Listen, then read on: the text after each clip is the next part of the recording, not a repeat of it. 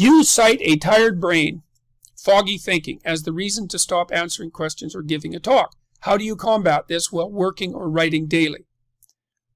Well, I eat a big breakfast relatively soon on waking. That really helps. If any of you out there are anxious, and many of you no doubt are, there'll be a large number of you who are anxious and don't eat breakfast. And there'll be a whole bunch of you out there who think, well, I don't eat breakfast. It isn't necessary. It's like, that's wrong. It's necessary. You fasted all night. If you load yourself cognitively or physiologically in the morning, your brain, stressed, will encourage your body to produce insulin. It will take all the blood sugar out of your blood, and then you're done for the day. And then you'll be anxious.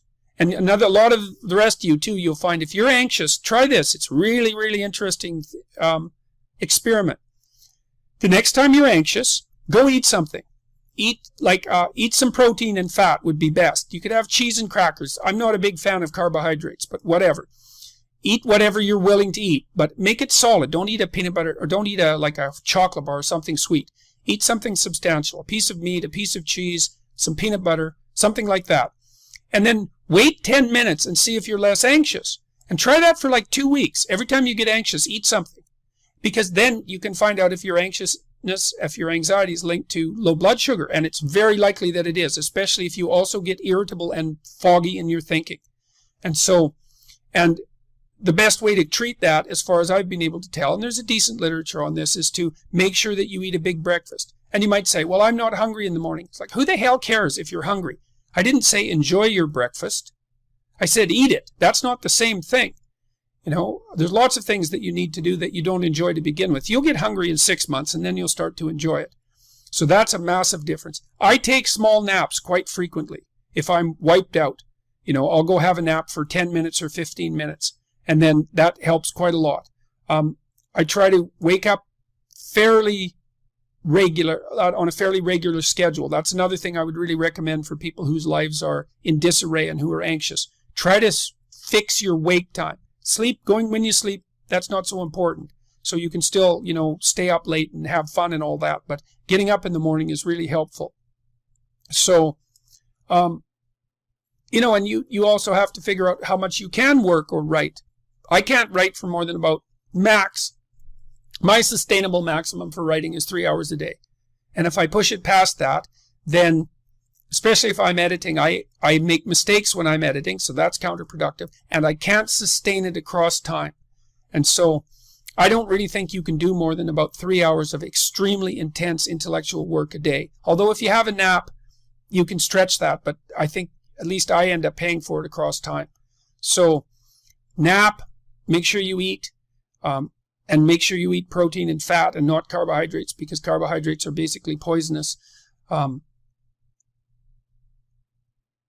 That's about, and make sure that you get enough sleep. So that's how I combat it, and try to make myself hyper efficient, which is also a really interesting thing to try.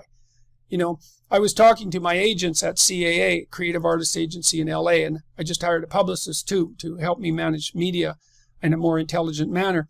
And we're trying to think about our overarching philosophy, you know, and I first proposed to the CAA guys that our overarching philosophy would be something like, because you need an overarching philosophy under which you nest all your specific actions. It was something like to educate as many people as possible in the shortest period of time. It seems like a really good goal. Like, why the hell not do that?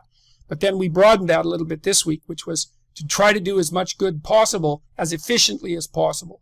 And that efficiency thing is really fun. If you guys who are listening are out for a challenge, like one of the things that you can, I think this heightens the meaning in your life, is to try to do difficult things, right? Aim high. Don't aim so damn high you can't manage it, and make sure you break down your aims into reasonably attainable sub-goals, but you want to aim high, and then you want to see how hyper efficient you can get. That's a great thing to do in your early 20s, is to see, okay, like discipline yourself. Think, okay, how much work can I do if I load myself right to the maximum? How far can I work? How hard can I work until I exhaust myself? And then you back off, obviously, because the optimal amount of working, productive engagement, let's say, is that which is sustainable across decades. So you have to learn that, but you don't learn that without stretching yourself to your limits to begin with. And, you know, if your life isn't everything it could be, and if you're suffering from an excess of meaninglessness, Well, it means you're not oriented in the world of chaos and order properly. It's like you could learn to discipline yourself. Figure out what it is that you need to do and that you want to do, and then see how efficient you can get. Because one of the things that's quite fun is to figure out, if you have a task, I always tell my graduate students this if they're doing an experiment too, if you have a task that you have to do, it's really interesting to spend a few minutes, sometimes hours, depending on how long the task is, see if you can figure out how to do it from 5 to 10 times faster. It means you'll have to rearrange the way you think about it, but you can often do it. And that's how extremely productive people get so hyper efficient. Sometimes it means you have to delegate. Sometimes it means you have to bring other people aboard. That's delegation as well, I suppose. But there's a lot of preconceptions that you hold about who you are and who the world is that you could dispense with that would make you a way more efficient actor in the world.